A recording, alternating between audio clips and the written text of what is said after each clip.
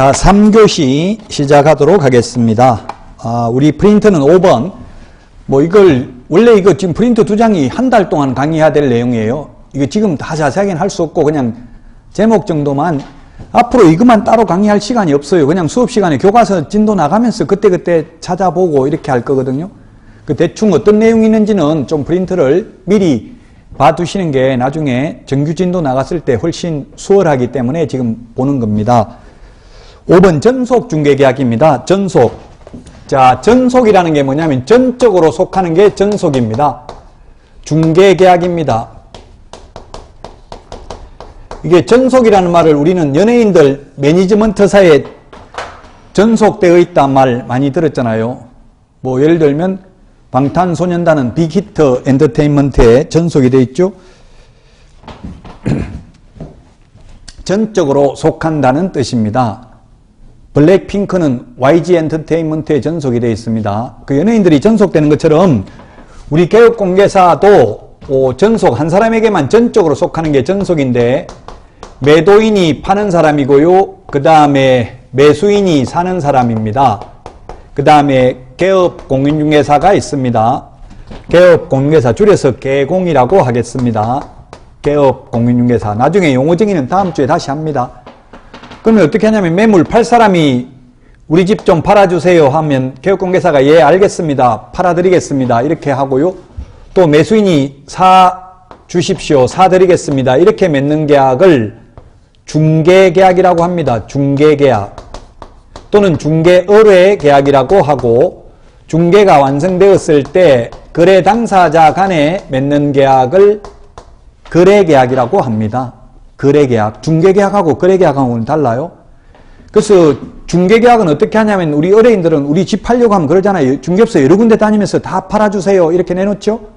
현실적으로는 그런 중개계약을 일반 중개계약이라고 합니다. 일반 중개계약은 의뢰인이 여러 중개업소에 우리 집 좀 팔아주세요. 이렇게 내놓는 것을 일반 중개계약.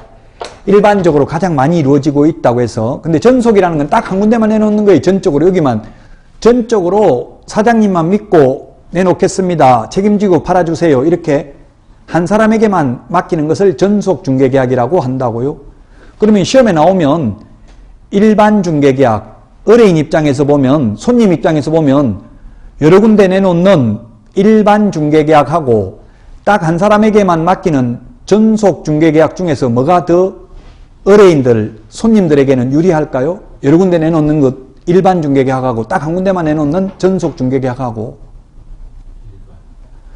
언뜻 생각하면 일반 유리할 것처럼 보이죠. 근데 시험에 나오면 전속이 유리하다고 해야 돼요. 의뢰인이나 개업공개사 모두에게. 그럼 왜 전속은 의뢰인에게 유리하냐 하면은 한 군데만 내놓으면 이게 지금 거기 5번에 보면 전속 중개계약 시 정보 공개 내용이라고 돼 있잖아요. 정보를 의무적으로 공개해야 돼요. 자기만 가지고 있으면 안 되고 매물 정보를 정보망에 올려야 된다고요. 이 정보를 지금 정보망에 올리면은 예를 들면 지금 군포시 같은 데는 그 정보망 이름이 군포회라고 있습니다. 군포회가 회원이 약 350명 정도 됩니다. 거기에다가 정보망에다가 매물을 올리게 되면은 350개 중개업소에 내놓은 거하고 똑같다고요. 그 정보망에 가입되어 있는 중개업소에서 다 본다고요. 그래서 한 군데만 내놓는 게 더 유리합니다. 여러 군데 내놓으면 어떻게 되냐면 개업공개사들이 빨리 거래 성사시키려고 작업을 합니다. 즉 1억에 내놨으면 손님 데리고 갑니다. 1억 너무 비싸네요. 이렇게 한다고요. 그러면 내가 비싸게 내놨나? 왜 이렇게 손님들이 전부 다 비싸다고 하지? 그럼 개업공개사인데 사장님 이거 얼마 하면 나갈 것 같아요? 물으면 이게 9천만 원도 받기 힘듭니다. 이런 식으로 해가지고 그럼 9천만 원만 받아주세요 하면 제가 그럼 9,500만 원 받으면 500만 원 제가 먹어도 됩니까? 예를 들면 이런 식으로 작업을 많이 해요. 근데 전속이면 딱 한 군데만 맡겨놓으면 그 중개업소를 통하지 않고는 거래할 수 없죠? 그러면 그런 작업을 안 한다고요. 개업공개사들이. 그래서 전속 중개계약이 이런 좋은 제도임에도 불구하고 지금 우리나라에서 시행이 거의 안 되고 있어요. 연예인들 매니지먼트사보다 우리 전속 중개계약이 먼저 도입되었습니다. 1993년도에 도입되었는데도 불구하고 지금 현재 중개업소에는 거의 전속 중개계약을 많이 안 하고 있죠. 그래서 전속 중개계약을 많이 하라고 시험에 거의 낸다고요. 한 사람에게만 전적으로 맡기는 것을 전속 중개계약이라고 한다. 자, 그 다음에 6번 중개대상물 확인 설명해야 될 사항. 우리 공인중개사법에서 가장 중요한 게 바로 이 확인 설명입니다. 앞에서도 말씀드렸지만 손님들이 비싼 중개보수를 내고 중개업소를 찾아오는 이유는 위험이 보장이 되기 때문에, 위험을 상쇄시킬 수 있기 때문에, 안전하기 때문에 찾아온다고요. 왜? 우리가 직접 매수인이 직접 매도인한테 뭐 이거 따지고 물으면은 비가 셉니까? 이런 거 물으면 하기 싫으면 말아라 이렇게 해버리면 그걸로 끝이잖아요. 근데 누가 중재하는 사람, 이게 중개라는 말 뜻이 뭐냐 하면 우리가 중개하는 거잖아요. 중개라는 것은 한자로 보면 사람 인자, 가운데 중자, 사람 가운데 서서 또 사람 사이에서 소개하는 게 중개예요. 사람과 사람 사이에서 소개하는 게 중개라고요. 혼인 중개도 있고 뭐 결혼 중개, 직업 중개, 부동산 중개 이런 게 있는데 직접 거래 하다 보면 싸움할 가능성이 많아요. 서로 가격 조정하고 이렇게 하다가. 근데 누가 중재하는 사람이 있으면 사장님 조금씩 반반 그러면 양보해서 뭐 1,000만 원 깎아주세요 이러면 그러면 500만 원씩 양보해서 500만 원만 이게 딱 뭐 1억에 팔아주세요 10억에 팔아주세요 하면 현업에서 딱 10억에 거래 안 돼요. 그러면 좋죠. 그냥 10억에 거래 해버리면 정가가 있으면 매수인은 좀 깎아주세요 이런 식으로 하고 1,000만 원만 좀 깎아주세요. 매도인은 절대 안 된다 이러면 개업공개사가 중간에서 이제 조정을 한다고 조금씩. 그게 가장 어려운 거예요. 우리 자격증 취득하면 법은 충분해요. 계약서 쓸 수 있는 지식은. 이제 중재하는 게 어렵다고, 그게 조정하는 게 현업에서. 자, 그래서 6번에 보니까 제목에 확인 점 찍고 설명입니다. 그냥 설명이 아니고 확인 점 찍고 설명이죠. 그럼 예를 들어서 임차인이 융자가 많이 돼 있는 집에 들어가면 위험하잖아요. 그 은행 융자 돼 있으면은 건저당이 설정돼 있고 이러면은 보증금을 떼일 우려가 있잖아요. 집값은 예를 들어서 3억인데 융자가 1억 돼 있고 또 전세 보증금이 2억이고 하면 잘못하면 집값 내려가 버리면 깡통주택 돼버리죠. 깡통주택이라는 건 나중에 보증금도 못 받는 거 깡통주택이에요. 그래서 확인하고 설명해야 된다고요. 그리고 은행 융자가 1억입니다. 이런 말을 했으면 임대인이 융자 1억 돼 있습니다. 다 갚고 1,000만 원 남았습니다. 이렇게 말하면 그 말을 그대로 임차인한테, 주인한테 물어보니까 융자 1,000만 원 돼 있는데 다 갚고 지금 뭐 1억 돼 있는데 다 갚고 1,000만 원 남았답니다. 이렇게 전달하는 게 확인 설명 아니라고요. 실체 권리관계와 부합하는지 확인하고 설명해야 된다고요. 등기 사항 증명서 발급받아 가지고 채권 최고 금액이 얼마인지 등기 사항 증명서 얼굴을 보고 확인하고 은행에 금융거래 확인서 떼가지고 지금 남은 현재 채무가 얼마인지 이걸 확인하고 설명해야 된다고요. 무조건 전달하면 되는 게 아니고요. 그래서 확인 설명이 우리 공인중개사법에서 가장 중요하고, 확인 설명을 잘못해서 의뢰인에게 재산상 손해가 발생하면 그 손해를 배상해야 되고요. 그 손해를 배상하기 위해서 보증보험이나 공제나 공탁을 개인은 1억 원 이상 가입해야 된다고 했잖아요. 그럼 손님이 손해 입으면 1억 원 보험회사에서 받아낼 수가 있다는 이야기입니다. 그러니까 중개보수 주고도 이용하는 거예요. 안전하기 때문에. 그 확인 설명이 공인중개사법 전체 조문 중에서 가장 중요하다. 그 다음에 7번, 8번 거래정보사업자라는 말이 나오는데, 거래정보사업자라는 게 뭐냐면 정보망을 운영하는 사람을 거래정보사업자라고 부르고요. 그러면 부동산 거래정보망이 뭐냐 하면, 부동산 거래 정보망이 뭐냐고 하면은 A. 개업 공인중개사와 B. 개업 공인중개사 간의 정보를 교환하는 체계를 부동산 거래 정보망이라고 합니다. 우리가 네이버 부동산, 직방, 다음 부동산 이런 어플리케이션이나 인터넷을 통해서 볼 수 있는 매물 정보는 정보망이 아니에요. 왜? 일반 국민들도 다 볼 수 있잖아요. 시세 같은 걸. 그건 정보망이 아니라고요. 개업 공인중개사들끼리만 보는 게 정보망이라고요. 그래서 중개업소에 가보면 개업 공개사들이 컴퓨터 화면 보고 뭐 매물이 뭐 몇 동, 무슨 아파트 몇 동 있습니다 이런 말 하잖아요. 그게 정보망이라고. 자기들끼리만 본다고요. 개업 공개사 패스워드 아이디를 통해서만 볼 수 있는 게 정보망이라고요. 그래서 시험에 출제돼요. 의뢰인 상호 간의 정보를 교환하는 체계다. 의뢰인과 개업 공인중개사 간의 정보를 교환하는 체계다. 다 X입니다. 누구 상호 간에? 개업 공인중개사 상호 간의 정보를 교환하는 체계입니다. 그러면 A 개업공개사에게 의뢰인이 매도 의뢰를 했습니다. 팔아달라고 했습니다. 팔아달라고 하면 빨리 팔려고 매물을 등록한다. 정보망에 매물을 공개합니다. 아까 전속 중개계약은 반드시 정보 공개해야 된다고 했죠? 정보를 공개하면 이제 매수 의뢰를 받은 B개업공개사는 이 정보망에 들어가서 매수인이 원하는 물건을 찾았습니다. 그러면 어디다 연락하겠어요? B개업공개사는 매도인한테 직접 살 사람이 있다고 연락한다. 팔 사람한테.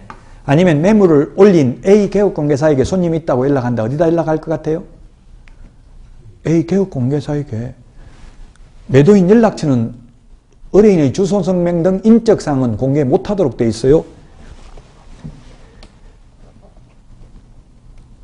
거기 우리 5번에 보시면 프린트 5번에 동그라미 5번 권리관계 해가지고 가로 안에 인적사항 X라고 되어 있죠?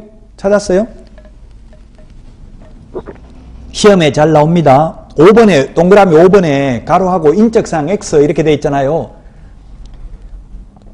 프린트 2장에 시험 500페이지 넘는 걸 다 줄여놨기 때문에 말을 다 줄여놨다고 인적사항 X. 나중에 인터넷에 질문 많이 해요. 인적사항 X가 무슨 뜻입니까? 예, 인적사항은 공개하여서는 아니 된다는 뜻입니다. 인적사항을 공개하면 왜 안 되냐 하면은 이 B개업공개사가 직접 연락해가지고 중개보수 달라고 해버리면 매물 올린 A개업공개사는 매물만 올려놓고 중개보수 한 푼도 못 받을 가능성이 많죠. 그래서 인적사항은 공개 못하도록 한 거예요. 시험에 인적사항은 공개하지 아니할 수 있다. X로 출제됐어요. 공개하여서는 아니 된다. 가 오라고요. 공개하지 아니할 수 있다. 이 말은 반대해서 가면 공개할 수도 있다는 뜻이거든요. 좀 말장난 이런 게 익숙해져야 되는데 처음에는 굉장히 힘들어요. 근데 나중에 되면 몇 번만 속이는 거는 연습해보면 금방 익숙해져요. 여러분들이 순수하기 때문에 한 번도 남한테 거짓말을 안 해봤기 때문에 말장난하는 게 굉장히 어렵게 다가옵니다. 처음에는. 근데 나중에는 쉽게 풀 수 있습니다. 자, 이게 정보망이고요. 자, 그 다음에 9번 거래계약서, 금인계약서 이런 게 있는데 계약서라는 거 아까도 말했지만 거래계약서하고 중개계약서하고 달라요. 중개계약이라는 건 뭐라고 했어요? 우리 집 팔아주세요. 예, 팔아드리겠습니다. 의뢰인과 개업공인중개사 간에 맺는 게 중개계약이고요. 우리나라에서는 중개계약을 주로 어떻게 해요? 말로 하잖아요. 구두로. 말로 하죠. 말로. 근데 공인중개사법에서는 이제 전속중개계약 같은 경우는 문서로 해야 됩니다. 문서. 한 사람한테만 맡기기 때문에 민법 시험에는 문서로 해야 된다. 서면으로 해야 된다 하면 무조건 X입니다. 민법 시험에는. 민법은 전부 말로 해도 됩니다. 청약, 철회, 취소 전부 다 말로 해도 된다고요. 계약도 말로 해도 됩니다. 구두계약도 말로 한 계약도 계약이다 이런 말 있죠. 그 말 함부로 하면 안 돼요. 뭐 준다 해버리면 녹음해 놓으면 줘야 돼요. 증거 있으면. 자, 그래서 거래계약하고 중개계약을 구분해야 된다고요. 중개계약은 우리 집 팔아주세요, 사주세요. 이게 중개계약이고요. 의뢰인과 개업공개사 간에 맺는 게 중개계약. 거래계약은 매매계약, 교환계약, 임대차계약 이런 게 거래계약입니다. 의뢰인들끼리 맺는 게 거래계약입니다. 시험에 출제됐습니다. 거래계약하고 중개계약을 구분하는 것 출제됐다고요. 계약이 뭔지 이런 용어는 이제 민법에서도 또 나옵니다. 청약과 승낙의 의사표시 합치로서 이루어지는 게 계약이다. 뭐 이런 게 있는데 어쨌든 우리가 매매계약 이런 말은 들어봤잖아요. 매매계약, 임대차계약. 자, 그 다음에 11번. 지금 시험에 11번까지 중에서 반드시 시험에 나오는 게 그 3번 시험에 아주 잘 나오고요. 법인의 등록 기준. 그 다음에 11번도 반드시 출제됩니다. 6번 확인 설명도 뭐 시험에 거의 출제되죠. 11번은 3문제 정도 출제됩니다. 해마다 올해도 출제됐습니다. 11번 금지행위. 하면 안 되는 행위. 뭐 하면 안 되는 거는 나쁜 짓 하면 안 되겠죠. 1번 이게 이해를 잘 못하는 분이 많더라고. 매매업이 안 된다고 하니까. 매매업이 안 된다고 하니까 질문 이렇게 하시더라고. 그러면 자격증 따도 임대만 중개해야 되고 매매 중개는 하면 안 됩니까? 이렇게 묻는 분들이 많이 계시더라고요. 매매 중개업은 해도 돼요. 매매 소개하는 거는 가능하다고요. 남 소개 안 하고 자기가 직접 샀다 팔았다 하면 안 된다 이 말이에요. 개업공개사는 중개를 업으로 해야 돼요. 매매를 업으로 하는 게 아니고 중개를 업으로 해야 된다. 그래서 집 장사하면 안 된다고요. 개업공개사는 중개를 업으로 해야 됩니다. 왜 집 장사하면 안 되냐 하면은 개업공개사들이 시세를 잘 파가고 있잖아요. 손님들이 와서 얼마 팔아달라 이런 걸 알고 있기 때문에 싼 물건 샀다가 비싸게 되팔고 이렇게 해서 그 차익을 편취하면 안 된다는 이야기입니다. 그래서 매매업은 안 되고 매매 중개업은 가능합니다. 남을 소개하는 거는, 매매 소개하는 거는 가능하고 직접 샀다 팔았다 이런 건 안 된다고요. 자, 그 다음에 지도감독이라는 게 있고요. 지도감독, 자격취소, 등록취소 이런 것들이 지도감독이고요. 13번 이게 올해도 출제됐는데요. 실거래가격 신고사항. 이번에 그 11.6 부동산 정책에 의해서 이게 실거래가격 신고해야 되는 게 1번, 2번 이게 바뀌었습니다. 1번, 2번. 실입주 여부와 자금 조달 계획이 옛날에는 이게 10월 달에 바뀌었습니다. 10월 달에. 올해 10월 달에 바뀌었다고요. 옛날이라는 건 올 10월 달을 말하는 겁니다. 올 10월 달 전까지는 투기과일지구나 조정 대상 지역인 경우는 3억 이상만 자금 조달 계획과 실입주 여부를 신고했는데 앞으로는 금액과 상관없이 투기과일지구나 조정 대상 지역인 경우는 자금 조달 계획과 실입주 여부를 신고해야 되고요. 또 투기과일지구에서 금액과 상관없이 증빙자료를 제출해야 되고요. 또 법인이 취득하는 경우에는 거래 지역과 금액과 상관없이 자금 조달 계획 제출해야 되고요. 그 다음에 비규제 지역인 경우 6억 이상이면 자금 조달 계획을 제출해야 됩니다. 이런 것들이 중요합니다. 현 정부 부동산 정책과 관련되는 거기 때문에. 그래서 실거래 가격 신고해야 되는 게 9가지가 있는데 이런 것들이 시험에 출제가 자주 됩니다. 그 다음에 신고해야 될 사항 정정, 잘못된 건 정정할 수 있고요. 15번 변경이라는 것은 처음부터 잘못된 게 아니라 추후 합의에 의해서 내용이 변경되면 변경 신고할 수 있고요. 그 다음에 16, 17, 18, 19, 22 지도감독 합해서 2문제 나왔다고 했고요. 21번부터 26번까지 벌칙 2문제 출제됐다고 했습니다. 24번 법인의 겸업 제한 올해 1문제 출제됐고요. 법인만 겸업이 제한이 있습니다. 개인은 겸업 제한 없다고요. 개인은 식당 하면서 중개업을 해도 되고요. 커피숍 하면서 해도 됩니다. 근데 법인, 회사는 안 됩니다. 왜? 골목 상권을 보호하기 위해서. 그 다음에 28번 포상금 제도가 우리나라에 파파라치 제도가 수백 개가 된답니다. 뭐 예를 들면 쓰레기 몰래 버리는 것, 그 중고등학생들 뭐 10시 넘어서 야간에 교섭하는 거 이런 거 신고하면 포상금 제도가 있대요.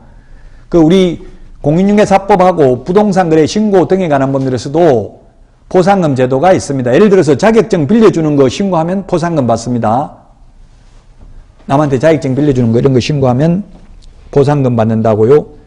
그 28번에 동그라미 3번에 있잖아요. 양도대여. 양도대여가 빌려주는 거죠. 자격증 빌려주는 거 신고해도 포상금 주는 제도가 있다. 자, 그 다음에 29번.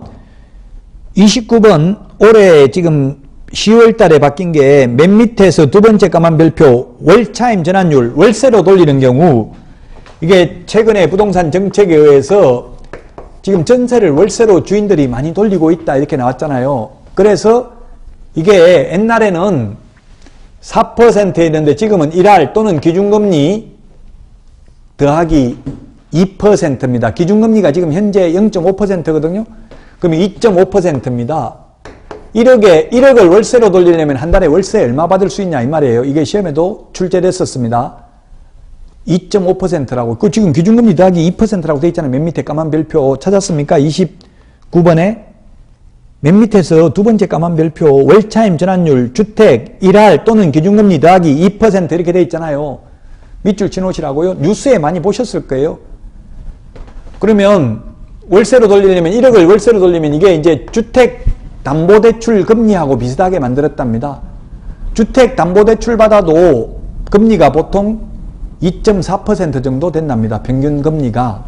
그러면 은행 왜 이게 자꾸 월세로 돌리려고 하느냐 하면 주인들이 월세로 돌려가지고 은행 이자를 갚아도 돈이 남으니까 월세로 돌리려고 하잖아요. 그래서 이제 은행 이자 갚으면 별로 남는 게 없도록 만들어버렸다고요. 월세로 못 돌리게 하려고, 세입자들을 보호하려고. 자꾸 정책이 좋다 나쁘다 이런 거 신경 써버리면 스트레스 받아요. 우리는 시험에 합격해야 되니까 법이 있는 그대로를 받아들여야 돼요. 이게 이 법이 좋다 나쁘다 이런 건 생각할 필요가 없다고요. 시험 공부니까. 2.5% 하면 얼마입니까? 250만 원이고요. 1년에 250만 원이면 나누기 12달을 하면은 이거 나눠보세요. 얼마 됩니까? 이거 나누면 20만 8,333원 되는지 한번 계산해 보세요. 20만 원 정도밖에 안 된다고 맞아요? 옛날에는 이게 2.5%가 아니고 4%였습니다. 4%. 근데 올해 10월 달부터 이게 2.5%로 바뀌었어요. 기준금리 더하기 2%로 바뀌었다고요.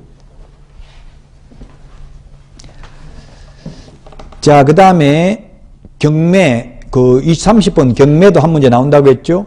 그 다음에 31번은 결격사유. 이거는 해마다 최근 30년간 시험에 출제됐습니다. 앞에서도 말씀드렸잖아요. 미성년자도, 파산 선고받은 자도, 피성년 후견인, 피한정 후견인도 자격은 취득할 수 있다고 했죠. 근데 개업하거나 취직하는 건 안 된다고 했잖아요. 그게 피특정 후견인이라고 나와 있어요. 첫 번째 까만 별표. 이거 올해 시험에 나왔어요. 피특정 후견인. 이 프린트는 제가 올해 공부할 때도 이거 그대로 드린 거라고요. 지금 새로 만든 게 아니고 시험 보고 나서 만든 게 아니고 이거는 제가 몇 년 동안 계속 프린트를 업데이트한 거예요. 이거 하루아침에 못 만들어요. 이거 프린터. 근데 이런 게 시험에 나왔다고. 피특정 후견인. 피특정 후견인 X 이 말은 피특정 후견인은 개업해도 된다 이 뜻이에요. 결격 사유라는 것은 개업을 못하고 취직을 못하는 사유거든요.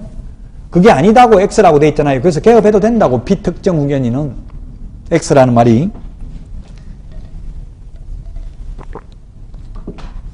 그 다음에 33번 배당 순위 이런 거는 좀 어렵고요. 34번 매수 신청 대리와 관련해서도 한 문제 출제된다고 했고요. 자, 그 다음에 35번부터는 보면 이제 숫자들이 나와 있는데 숫자는 사실은 단순히 암기해야 됩니다. 시험에는 극단적으로 35번에 30일이 있고요. 45번에 보면 1월이라는 숫자가 있어요. 1월. 45번에 1월이라고 있죠. 인터넷에 이런 질문 많이 해요. 1월하고 30일하고 어떻게 다릅니까? 묻는데 물론 법을 만들 때에는 특별한 의미를 두고 만든 건 아닙니다. 그렇지만 시험에 나오면 달라요. 왜? 1월은 28일, 27일, 29일, 30일, 31일도 될 수 있잖아요. 그래서 합리적인 숫자는 30일입니다. 30일은 불변의 기간이지만 1월은 2월달하고 다르잖아요. 1월달하고. 어쨌든 큰 의미는 만들 때는 법을 만든 사람은 아무 생각 없이 만들었다 하더라도 시험에 출제할 때는 다르다고. 1월하고 30일하고. 그래서 30일을 써야 될 자리에 1월이라고 되어 있으면 X 이렇게 다 파셔야 됩니다. 단순히 이거는 사실은 암기인데 억지로 암기할 필요 없고요. 수업 듣다 보면 자동적으로 다 기억이 난다고요. 2번 밑줄 지노세요. 2번. 2번 요거는 제가 추가한 자료입니다. 올해 시험 할 때는 이거 없다가 임대차 계약 변경 해제 신고 30일 이내에 해야 되는 건 내년 6월 1일부터 시행됩니다. 내년 시험부터 반영되는 부분이라고. 이게 전월세 신고제도입니다. 이 전월세 신고제도는 동주민센터에 전입신고하면 전월세 신고한 것으로 봅니다. 이건 개업공개사가 신고 안 해도 됩니다. 우리 매매계약인 경우는 반드시 개업공개사가 신고해야 되죠. 매매 중개거래면. 개업공인중개사가 계약서 작성했으면 개업공개사가 매매 신고해야 됩니다. 매매 부동산 거래 신고. 근데 임대차 신고는, 전월세 신고는 개업공개사에게 신고 의무가 있는 게 아니라 거래 당사자에게 신고 의무가 있습니다. 동주민센터에 전입신고하면 전월세 신고한 것으로 본다고요. 근데 원룸 같은 거 무보정 월세, 예를 들면 중국 동포나 이런 분들은 전입신고도 안 하고 확정일자도 안 받는 분들도 많아요. 왜냐하면 무보정, 보증금 없는 경우도 있거든요. 무보증 월세는 어떻게 하냐면은 제가 무보증 월세도 중개해봤는데 군포에는 별로 없어요. 근데 저기 오산이나 오산 골동이나 저기 시흥시 정왕동 이런 데 보면 중국 동포들 대상으로 하는 데는 무보증 월세가 많이 있어요. 그 제가 무보증 월세 중개는 해봤는데 어떻게 하냐면 한 달 월세가 40만 원이에요. 전세로 하면 3천만 원이고 월세는 40만 원이에요. 근데 무보증인 경우는 한 달 월세 내고 한 달은 예치금이라고 해서 40만 원 내요. 그러니까 선불로 80만 원 내야 돼, 한 달 월세가. 그럼 여기에다가 중개보수 내요. 중개보수가 얼마냐면 한 11만 원 정도 해요. 중개보수가 40만 원이면 여기에다 곱하기 70을 하거든요. 그럼 47은 28, 2,800만 원 이 정도 되고 2,800만 원에 0.4% 이 정도 돼요. 중개보수는. 제가 이 정도 된다 이런 말을 하는 거는 주택에 대한 중개보수는 시도조례로 정해져 있어요. 시험에 시도조례는 안 나오거든요. 그 0.4%인지 0.5%인지 암기할 필요 없다는 이야기예요. 시험에 0.4%다. 이걸 줍니다. 계산할 때는. 0.4면 얼마입니까? 428, 8만원, 48, 32, 32,000원 하면 10만 2천 원이잖아요. 그렇죠? 428, 8만원, 48, 32, 32니까 11만 2천 원이네. 11만 2천 원. 중개보수가 대략 11만 원 정도 되더라고요. 그렇게 해가지고 91만 원 개업공개사 통장으로 입금시키면 바로 중국 동포들 같은 경우는 오늘 계약하면 거의 이번 주 안에 입주해요. 바로 당일날 입주한다는 사람도 많아요. 이런 분들은 전입신고도 잘 안 해요. 그러면 이제 이런 경우는 별도로 전월세 신고를 해야 되겠죠? 개업공개사가 알려줘야 된다고 전월세 신고하라고 알려주는 게 좋겠죠. 나중에 그거 안 해가지고 과태료 받고 이렇게 하면은 또 불만을 가지면 안 좋잖아요. 손님들 고객 관리하는 차원에서. 의무는 개업공개사에게는 의무 없어요. 전월세 신고는. 거래 당사자에게 있다고요. 전월세 신고. 전월세 신고 안 하면 100만 원 이하의 과태료입니다. 우리 매매는 부동산 거래 신고 30일 이내 안 하면 500만 원 이하의 과태료입니다. 자, 그래서 30일에는 2번이 올해 신설됐습니다. 전월세 신고 제도가 신설됐고요. 자, 그 다음에 승인 받아야 되는 것들 정리해 놨고요. 60일, 2월, 7일, 10일 우리 법에 나오는 숫자를 다 제가 미리 정리해 놨어요. 그럼 나올 때마다 이거 같이 프린트 찾아보고 밑줄 치시고 이렇게 하면 1년 내 하면 자동적으로 암기된다고요. 1년 동안 이걸 100번 넘게 찾아본다고 계속 보면 그러다 보면 자동적으로 다 기억이 납니다. 숫자를 다 정리해 놨습니다.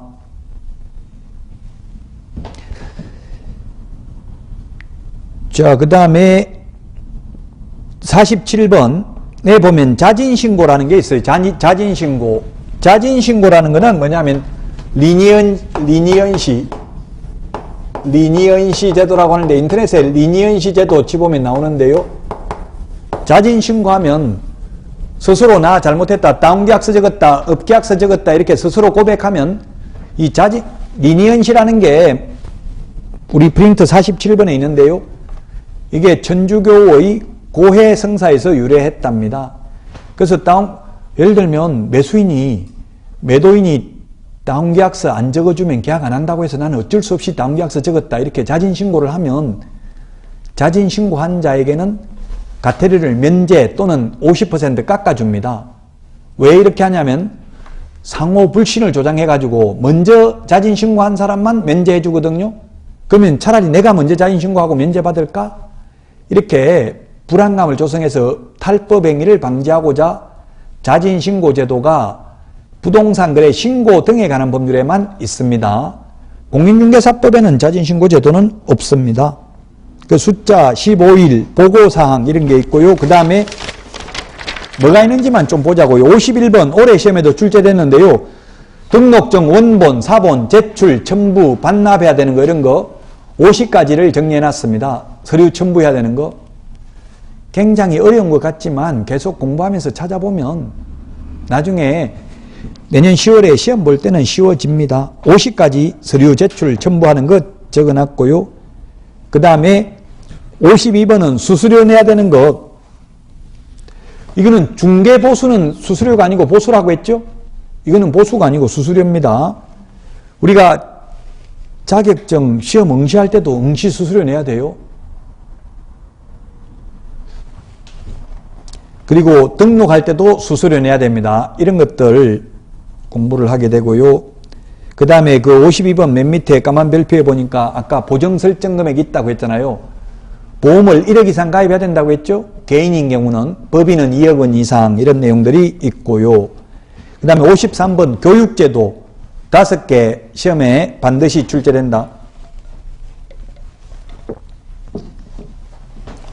교육제도가 많이 생겼습니다. 그 교육제도가 5개 중에서 가운데 있는 직무교육, 요거는 자격증 없는 보조원이 미리 받아야 되는 거고요. 중개실무교육, 매수신청대리 실무교육, 가운데 있는 3개 요거는 사전교육입니다. 사전교육, 미리 받아야 됩니다. 개업하거나 취직하기 전에 미리 받아야 되는 사전교육이고요. 그 다음에 연수교육하고 거래사고 예방교육은 사후교육입니다. 즉 현업에 종사하는 분들이 받는 교육입니다. 일단은 사전교육인지 사후교육인지만 구분을 하도록 하겠습니다. 그래서 현업에 계속 근무하는 분들은 연수교육이나 거래사고 예방교육 요 2개만 받으면 된다고요. 처음에 취직하거나 개업할 사람들이 받는 게 직무교육, 그 다음에 중개실무교육, 매수신청대리 실무교육 이런 게 있습니다. 지금 저는 그 여기 5개 교육 강사를 제가 다 지금도 하고 있습니다. 지금도 저는 동국대, 여러분들 동국대 중개실무교육 치보면 나옵니다. 사이트가. 올해 합격하신 분들은 인터넷으로 교육을 다 받을 수 있어요. 코로나 때문에 원래는 현장 교육을 4일 동안 하는데 28시간 이상, 32시간 이상 이하 실무교육을 받아야 되는데 올해는 전부 인터넷으로 교육을 다 받을 수 있습니다. 그 다음에 54번에 계약갱신 요구 거절 사유입니다. 자, 계약갱신 요게 중요한데요. 주택의 경우는 우리가 주택임대차보호법이 이게 옛날에는 1989년 이전에는 이게 1년이었어요. 최단기 존속기간이. 근데 지금 2년으로 바뀌었죠? 2년으로 바뀌었는데 또 2년 더 연장할 수 있잖아요. 2 플러스 2년이잖아요. 계약기간 끝나기 6개월 전부터 계약기간 끝나기 2개월 전까지 계약갱신 요구하면 2년 더 살 수 있어요. 주택의 경우. 지금 이제 이게 분쟁이 현업에서 많이 생겨가지고 저한테 연락이 많이 오는 게 집을 팔았어요. 이제 2년 만기 끝나가려고 하니까 집주인이 팔았다고요? 팔았으면 그 새 주인에게 이게 주인이 직접 산다고 나가라고 할 수 있잖아요. 현 세입자를. 주인이나 직계 좀비속, 즉 부모가 살겠다, 자식이 살겠다, 나가라 이렇게 할 수 있다고 세입자한테 2년 더 연장 안 해주고. 근데 이제 이게 요즘 분쟁이 많이 생기는 게 팔았을 때 어떻게 되느냐. 지금 법무부 유권해석은 팔았을 경우에는 매수인 앞으로 등기를 넘기기 전까지 현 주인한테 계약갱신 요구를 하면 매수인도 또 2년 더 보장해 주어야 한다라는 게 유권해석입니다. 왜냐하면 소유권을 취득하는 것은 등기를 해야 취득하거든요. 등기하기 전까지만 계약갱신 요구를 하면 된다고요. 현 세입자는. 그래서 지금 저한테 연락 오신 분들 보니까 현업에서는 최대 2천만 원까지 물어주고 세입자한테 나가라고 하는 경우도 있더라고요. 왜냐하면 이미 계약은 해놓고 계약금은 받았는데 조건이 특이하게 현 세입자는 지금 매도인이 내보내는 조건이다 이렇게 적어놨어요. 그럼 지금 세입자는 안 나가려고 하고 그럼 계약 깨려고 하면 매도인은 2배 물어내야 되잖아요. 계약금 5천만 원 받았는데 매도인이 깨려면 거기에 5천만 원 더 보태가지고 1억 돌려줘야 되죠. 5천만 원 돌려주는 것보다 차라리 매수인이 지금 현 세입자한테 그냥 2천만 원 이사비 주고 내보내고 이런 경우도 있더라고요. 현실적으로. 어쨌든 주택의 경우에는 2 플러스 2년, 2년에서 또 2년 더 연장받을 수 있고요. 상가인 경우에는 최초 임대차 기간을 포함한 전체 임대차 기간이 10년을 초과하지 않는 범위 내에서 계약갱신 요구를 할 수 있어요. 상가의 경우 10년 동안 장사할 수 있다고 세입자가 법적으로는. 근데 현실적으로는 주인이 괴롭혀서 내보내려고 하면 합법적으로 얼마든지 내보낼 수 있어요. 계속 월세 올리고 이렇게 하면 버틸 수가 없잖아요. 지금 코로나 같은 경우 오히려 지금 올해 새로 생긴 게 지금 이게 새로 생긴 게 이 법 시행 이후에 6개월간 연체한 차임은 3개의 차임액을 연체한 것으로 보지 않는다 이런 규정이 있어요. 석 달 월세액에 해당되도록 한 달 월세가 100만 원이면 300만 원을 연체시킨 적이 있으면 계약갱신 요구를 거절할 수 있다고 상가 같은 경우는. 그런데 이 법 시행일 이후에 연체 9월 29일부터인가 시행을 했는데 그때부터 6개월간 연체한 차임은 3개의 차임액을 연체한 것으로 보지 않는다고요. 코로나 때문에 6개월 동안 월세 못 내도 내보낼 수 없다는 이야기입니다. 주인이. 그리고 주택인 경우에는 2기의 차임액에 이르도록, 즉 2달 월세 연체시키면 2년 또 연장 못 받는다는 이야기예요. 이런 내용들이 민법에서도 중요합니다. 이거 계약갱신 요구 거절 사유 54번에 1번 밑에 까만 별표 적어놨잖아요. 그 밑줄 치놓으세요. 주택의 경우 2기의 차임액을 연체한 경우에는 갱신 거절 가라고 돼 있어요. 가능하다는 뜻이에요. 그 한자가. 갱신 거절이 가능하다는 말은 뭡니까? 주인이 거절하고 내보낼 수 있다는 이야기예요. 세입자. 2달 월세액에 이르도록 연체한 사실이 있는 경우에는. 자, 그 다음에 55번에 보면 거짓 부정이라는 말 들어가는 거 24개 적어놨습니다. 거짓 부정이라는 말이 많이 나와요. 법조문에. 그래서 거짓 부정이라는 말 들어가는 걸 전부 정리를 해놨고요. 그 다음에 56번 마지막으로 보면 보정 설정 시기입니다. 보정 설정 시기. 그 1번만 보면 등록 후 업무 개시 전에 보정 설정을 해야 됩니다. 등록을 하면 그때부터 개업 공인중개사가 되는 겁니다.